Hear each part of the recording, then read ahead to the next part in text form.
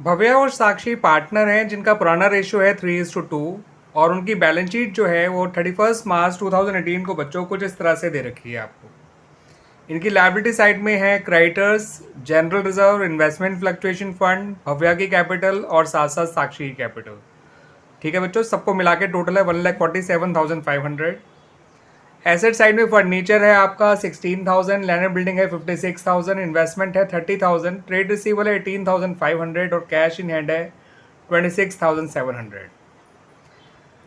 अब क्वेश्चन में आगे क्या है आइए जानते हैं।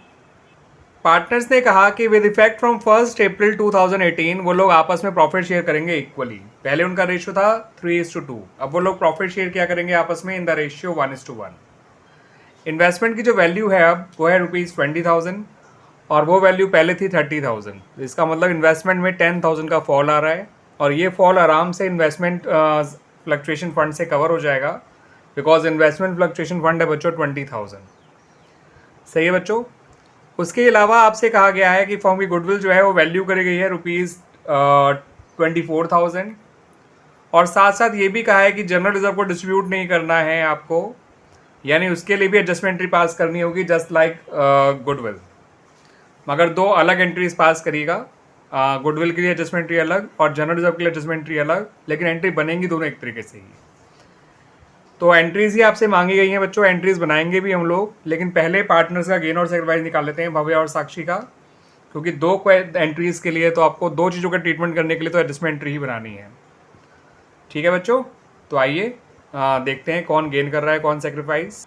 देख लीजिए बच्चों, जो भव्या है वो हमारा जो है सेक्रीफाइस कर रही है, उसका ओल्ड शेयर न्यू शेयर से बड़ा है और उसका आंसर आया positive. Old share minus new share और पॉजिटिव मतलब सेक्रीफाइस। साक्षी का नया शेयर जो है बड़ा है और इसलिए उसका old share minus new share negative आया 1/10।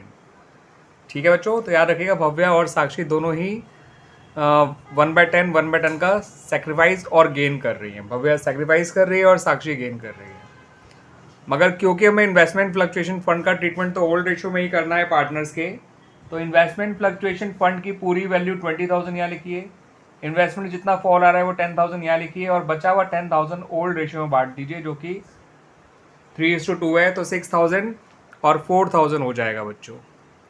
तो ये तो हो गया बच्चों आपका treatment for investment fluctuation fund. अब आइए गुडविल का ट्रीटमेंट देख लीजिए और साथ साथ जनरल रिजर्व का। एंट्री दोनों के लिए सेम ही बनेगी। गुडविल के केस में 24,000 इंटू 1/10 करिएगा 2,400। साक्षी गेन कर रही है और भव्या सेक्रीफाइस, तो 2,400 आ जाएगा। ये 24,000 को उनके गेन और सेक्रीफाइस से मल्टीप्लाई कर दिया। जितना भव्या का गेन है उतना ही जितना भव्या का सेक्रीफाइस है उतना ही साक्षी का गेन है, क्योंकि दोनों 1/10 थे, तो 24,000 का 1/10 2,400, साक्षी डेबिट और भव्या क्रेडिट।